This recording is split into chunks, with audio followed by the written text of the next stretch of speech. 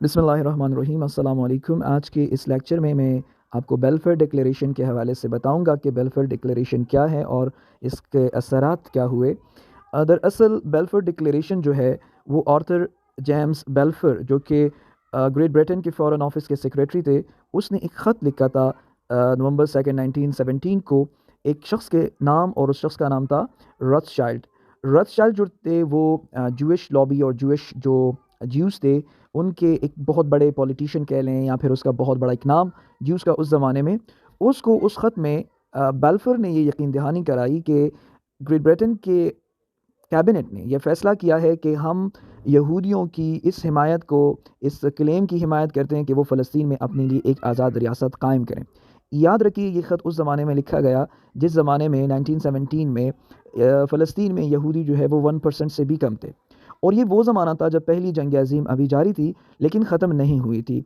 और उस ज़माने में आप जैसे जानते हैं कि एक्सिस पावर्स और अलाइड पावर्स के दरमियान ये जंग लड़ी गई। अलाइड पावर्स में हमारे पास ग्रेट ब्रिटेन था, फ्रांस था, इटली था, और बाद में यूनाइटेड स्टेट्स भी इस ग्रुप में शामिल हुआ। जबकि एक्सिस पावर्स में हमारे पास दो बड़ी कुव्वतें जर्मनी और तुर्की थे।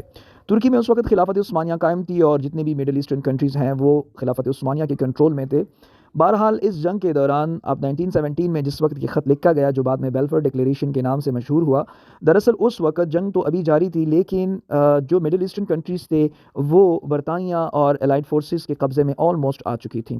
दरअसल अगर इस ख़त से भी आप थोड़ा सा 15-16 महीने पीछे चले जाएँ, यानी 1916 के अवाइल में आप चले जाएँ, तो वहाँ पर आपको एक बरतानिया और फ़्रांस और रशिया और इसके अलावा इटली के दरमियान एक खुफिया माहिदा जिसको हम तारीख़ में साइक्स पीको एग्रीमेंट कहते हैं वो मिलेगा।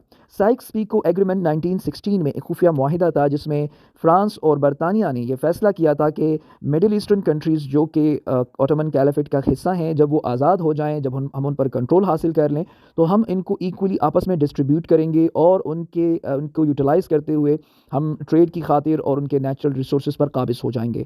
ये एक एग्रीमेंट था जो उन्होंने अगर आप ये ख़त देखें जिसको हम बेलफोर डिक्लेरेशन कहते हैं, आपके सामने मौजूद है, अगर आप उसको देखें तो उससे तकरीबन 15-16 महीने पहले ही ये माहिदा हो चुका था। इस माहिदे को अमली जामा उस वक्त पहनाया गया जब 1918 में ये जंग ख़त्म हुई और जितने भी मिडिल ईस्टर्न कंट्रीज़ हैं, चाहे वो इराक़, शाम, फ़लस्तीन, उर्दन, लेबनान और इस तरह ये जो ममालिक थे ये आज़ाद हो गए। मतलब है कि तुर्की से आज़ाद हो गए लेकिन उन पर कंट्रोल जो था वो एलाइड फोर्सेस का आ गया। वहाँ से फ्रांस और बरतानिया ने इन मकबूजा इलाकों को इक्वली आपस में डिस्ट्रीब्यूट करना शुरू कर दिया। 1920 तक ऑलमोस्ट पूरा जितना भी मिडिल ईस्टर्न कंट्रीज़ थे वो फ्रांस और बरतानिया के दरमियान इक्वली डिस्ट्रीब्यूट हो चुके थे। 1923 में तुर्की में मॉडर्न तुर्की की खिलाफ की बुनियाद पड़ गई और वो एक माहिदा हुआ जिसको लोज़ान माहिदा कहते हैं। उसके तहत तुर्की बन गई और मॉडर्न तुर्की की बुनियाद पड़ गई। उसी दिन लीग ऑफ नेशंस ने, जो उस वक्त कायम थी एक तंजीम लीग ऑफ नेशंस, उसने बाकायदा जो फ़लस्तीन था उस पर बरतानवी राज का ऐलान कर दिया और यूँ बरतानिया ने वहाँ पर अपनी आर्मी तैनात की और वो बरतानिया की किस्म की कॉलोनी बन गई। फिर दूसरी जंग अज़ीम शुरू हुई बाद में, और दूसरी जंग अज़ीम में आप जानते हैं कि हिटलर ने पूरे यूरोप से 60 लाख यहूदियों का कत्लेआम किया जिसको तारीख़ में हम होलोकॉस्ट के नाम से याद करते हैं। बहरहाल जब ये जंग ख़त्म हुई, और ये जंग भी इस तरह ख़त्म हुई कि अब जर्मनी को शिकस्त हुई और अलाइड फोर्सेस ने ये जंग जीत ली। उसके बाद यूनाइटेड नेशंस ने बाकायदा एक रेजोल्यूशन के थ्रू बेलफोर डिक्लेरेशन को बाकायदा लीगली करार देकर फ़लस्तीन को, इसराइलियों को फ़लस्तीन में एक अलहदा रियासत इसराइल की बनाने की इजाज़त दे दी। ये उस ज़माने की बात है जब फ़लस्तीन में तकरीबन ऑलमोस्ट 5 या 6 या 7% मैक्सिमम यहूदी आबाद थे। और यूँ बेलफोर डिक्लेरेशन जो था एक फुल फ्लिज एक अप्रूवल के बाद इसराइल की बुनियाद के लिए एक राह जो है वो हमवार हुई। और यूँ मई 1948 को, 16 मई 1948 को डेविड बेन गुरियन जो कि एक यहूदी था, एक पॉलिटिशियन था उनका, वो प्राइम मिनिस्टर बना और यूँ इसराइल जो है उसकी बुनियाद पड़ गई।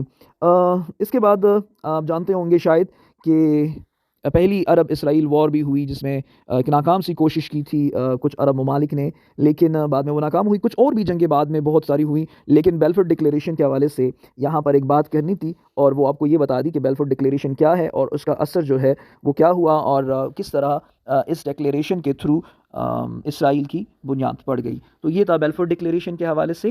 امید کرتا ہوں ایک سمپل سی بات تھی، آپ کی سمجھ میں آئی ہوئی ہوگی۔ کسی اور وقت ہم لوزان ایگریمنٹ پر بات کریں گے کہ لوزان ایگریمنٹ کیا تھا اور اس کے اثرات کیا تھے، اور اس کے حوالے سے پھر بات کریں گے۔ تو آج کے لیے اتنا ہی کافی ہے۔ بہت شکریہ سماعت کرنے کے لیے، شکریہ، اللہ حافظ۔